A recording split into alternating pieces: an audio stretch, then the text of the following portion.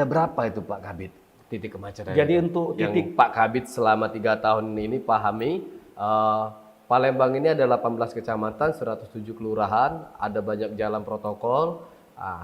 Yang masyarakat ingin tahu itu biar masyarakat juga paham, ada berapa ini Pak Kabid? Jadi untuk pendataan terakhir, saya data itu ada 30 lebih titik kemacetan. 30 lebih. Benar. Oke. Seperti contoh, kita ambil dari jalan KM5. Nah, dari KM5 ini kompleks. Di situ ada aktivitas. Dari ada pasar, maju dikit itu sudah, itu jalan itu juga bergelombang.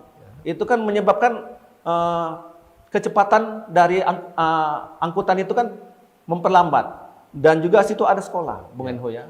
Ada sekolah, ada rumah sakit, dan juga ada perkantoran. Nah, jadi di titik-titik kota Palembang ini memang